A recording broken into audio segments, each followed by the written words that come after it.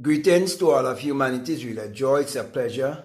It's always an honor to be greeting you and bringing this message of emancipation to you, whereby I'm pointing you to look inwardly to discover that your real identity is your divinity.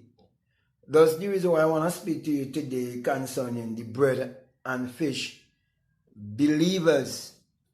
And the reason why I choose to speak to you concerning the bread and fish believers is because there are so many people today on the internet who are teaching the work of Neville Goddard, and many fail to even mention that he had a mentor by the name of Abdullah. But that is not what I want to focus on. I want to focus on how these people who are teaching the lectures of Neville Goddard, how they are teaching it in a one-way style, in terms of they're just teaching it as if they're teaching the law of attraction, and forget that Nevill would have spoken about both the law and the promise, and Nevill would have stated that the promise is what is far much more important to us. For what would it profit a man if he gained this whole world and loses his own soul? So you will find there's so many people on the internet teaching the work of Neville Goddard, and many of them would have never ever had a supernatural experience or inner divine experience. Therefore, they are just falling for a gain. And this is in the Bible also. It says that there were many who followed the Christ just because of the bread and fish. And there was a time he had to separate those kind of believers from the real believers when he says, unless you eat my flesh and drink my blood, you are not a part of me. And they say, this man sounds like a crazy man. This is such a hard saying. And they stopped following him because of his teaching. The same thing happened in Neville's ministry when he was teaching that people can create their reality consciously, and even teaching people the ladder technique and so on, and teach them how they can make $1 million easily. But when he speak about the birth from above, the birth from the skull, many stop follow the teaching of Neville Goddard. But it's quite ironic how I would have first of all experienced the birth from the skull before anything, before I've ever manifest anything in my life, before I ever think about ever teaching anybody anything, before I even know anything about law of attraction and all of these things. I would have experienced the birth from the skull, not even listening to Nevill for a very long time, and I actually even had no understanding. All I know is that since I was small growing up, I had a lot of supernatural experiences in my life, and many preachers would have speak a lot of things over my life and would have said that I am called out, separated and set apart and chosen and all of that, and I'll do a great work. And that is why I find it very important for me to really highlight these things. Okay, I'm not trying to, belittle or bring down anyone, but I have to be quite truthful, because there are many people who are teaching the work of Neville Goddard, and they have many followers following them, and they're only following them because, as I would have said before, the bread and fish is something that they can get to help their physical self, okay, in terms of, materialism. And I'm not saying that it is bad to be wealthy, to prosper, to have abundance. I'm not saying that, okay, because we all want to live comfortably in this world, and we've been given a law to help to ease the blow, okay.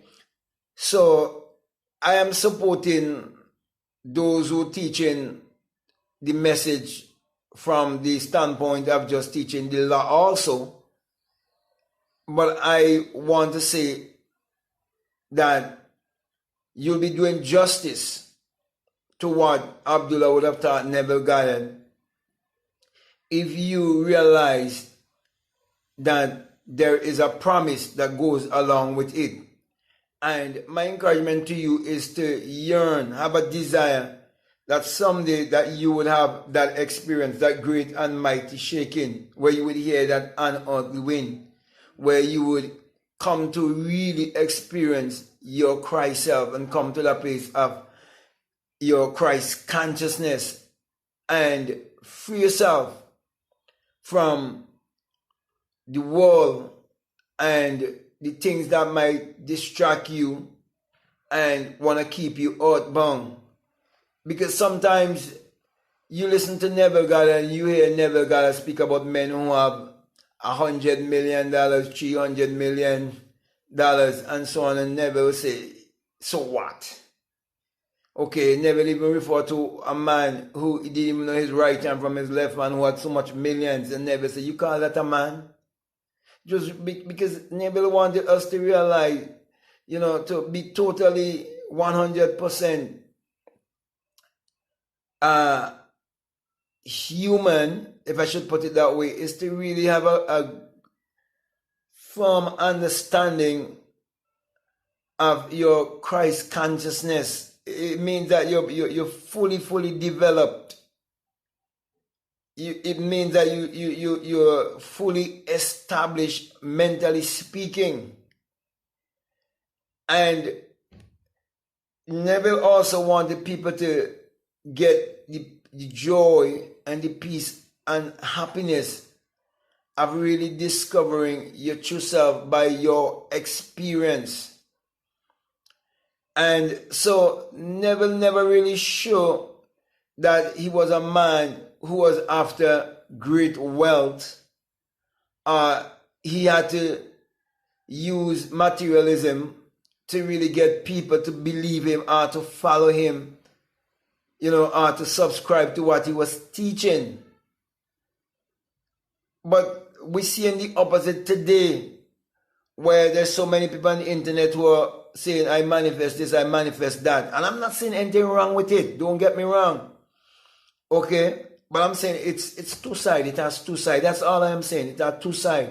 Okay? Always remember the law and the promise. So it is very important to speak of the promise also. Okay? So my brother and my sisters, that's just a word of encouragement I want to get across to you, because I don't want you to just be, a bread and fish, believer, because a person who believes in secular Christianity and who believe in a man 2,000 years ago and believe that there's a man, God is a man in the sky, and believe Jesus was a literal man and he's coming back for them, they can claim of praying to God and getting certain things too. They can speak about manifestation also. They can say, that God bless them in so many different ways, in a materialistic way. You see, but true, really true blessing is when you really discover your true self, your higher self, when you have supernatural experiences that no one can explain to you, but only you alone have that experience, and you have that experience. It's sealed, that assurance in you, and no one can change it. And that's what I'm talking about. Something that no one can take away from you. Okay, you can have wealth today and they can take it away from you. You can be on YouTube today and you're making money on YouTube, and tomorrow your whole YouTube channel could be wiped out, it could be deleted. Many people have those kind of experiences.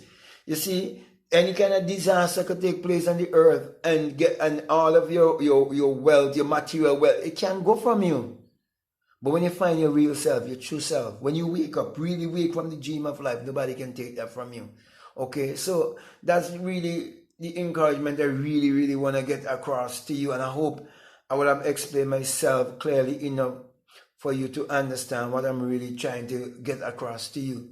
So, with that being said, my brother, my sister, I really want to thank you very much, and I want to say to you, every time you see me here bringing this message to you, it is because of what I would have experienced. And hadn't it been that I would have had this experience, trust me, I would have been here, because I would not have had the confidence to even come and to want to do videos on YouTube, because to be before looking into a camera, okay, a phone, and speaking to yourself like this, it's not so easy as people think it is, or how it looks, okay? And it takes a lot of energy out of you too, trying to explain yourself and trying to get a message across to others that they will understand it. So hadn't it been that I would have had that great and mighty shaking, and I would have heard that unearthly wind, and I sound like a fire being, I wouldn't have been here bringing this message to you. That's what I want to say to you. When you have this great experience, you come to realize that it is the rising of the S-U-N and a S-O-N, and that it is truly the dawning of a new day in your life. And the sun, as in the S-U-N, truly parallels the human imagination, and the human imagination parallels the sun. For without the sun, as in the S-U-N, there is no life and there is no light. And without the human imagination, there isn't anything made that was made. And you're told in Psalms 84:11 that the Lord thy God is a sun and a shield, and no good thing will he withhold from you.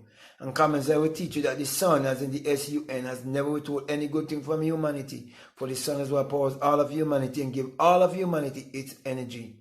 Then in Malachi chapter 4 verses 2, you're told also that the sun, as in the S-U-N of righteousness, shall arise in you with healing in his wings. That's why I'm bringing healing to all of humanity, because the sun has risen in me. And I'm encouraging you to use your mind power, which is your solar power, your sun power, your God power, your creative power, which is actually the sexual power. Use that power to achieve your every desire. So with that being said, I want to say peace, love you all, I'm out.